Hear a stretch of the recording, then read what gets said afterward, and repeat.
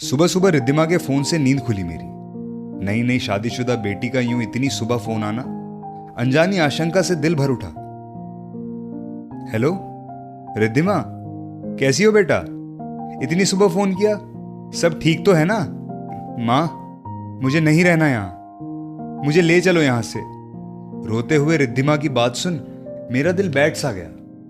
पूरी बात बता बेटा, क्या बात है? क्या दामाद जी ने कुछ कहा है? माँ, यहां किसी को मेरी कोई बात पसंद नहीं आती। सब्जी बनाती हूं तो सबके मुंह बन जाते हैं। देवर कहते हैं तेल ज्यादा है, ससुर जी मसाला ज्यादा है कह प्लेट से सब्जी निकाल देते हैं। गर्मी ज्यादा थी तो मैंने कल सूट पहन लिया। इस बात पे सास ने मुझे बहुत सुनाया, कहने लगी उनके घर की बहुएं सूट नहीं पहनती। अब बताओ माँ, मैं कैसे रहूं यहां? नहीं बेटा, रोते नहीं, दामाद जी तो अच्छा व्यवहार करते हैं ना? हाँ माँ, वो तो बहुत प्यार करते हैं मुझसे, लेकिन मेरी सास को ये भी अच्छा नहीं लगता। जब से शादी हुई है कहीं अकेले जाने ही नहीं देती हमें। ओह, मुझे तो लगा ही था तेरी सास को देखकर कि कैसा स्वभाव होगा। लेकिन तू चिंता मत कर, थोड़े दिनों की बात है, फिर तो दामाद जी के साथ जाना ही है तुझे। बस कुछ दिन बेटा। जाने किसकी नजर लग गई मेरी बेटी को, भाभी की आह लग गई माँ। रोती रिद्धिमा की बात पे मैं चौंक उठी। क्या बोला तुमने रिद्धिमा? हाँ माँ, जो मेरी सास और ससुराल वाले आज मेरे साथ कर रहे हैं, एक समय पे आपने भी तो वही सब किया था भाभी के साथ, याद है? एक दिन भाभी ने अपने पसंद की सब्जी बना दी थी और आपने उस दिन खाना नहीं खाया। बार बार भाभी के माफी मांगने के बाद ही आपने खाना खाया। इस बात के लिए कितना सुनाया आपने और भाई ने उन्हें। बेचारी भाभी कितना रोई थी उस दिन।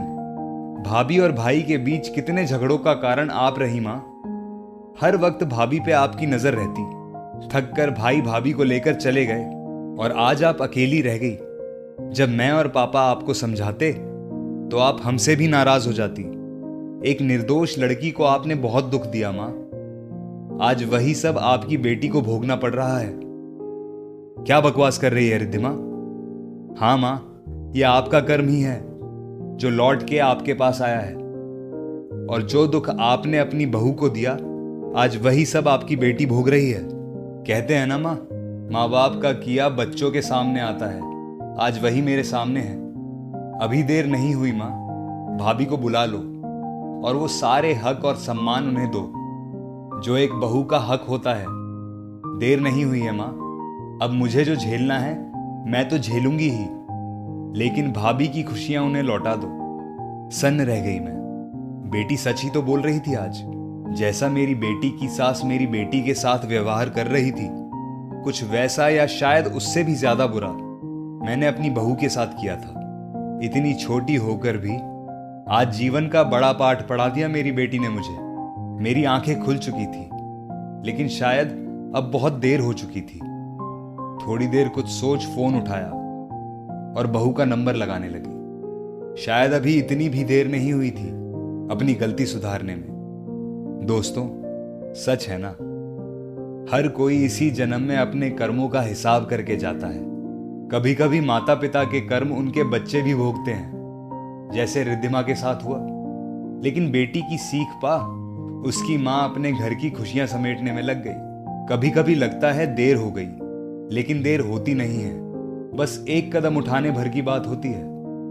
इस स्टोरी को लेकर आपकी क्या राय है नीचे कमेंट सेक्शन में लिखकर हमें जरूर बताएं। स्टोरी पसंद आई हो तो लाइक शेयर जरूर करें। मिलते हैं एक और बेहतरीन कहानी के साथ जल्द ही।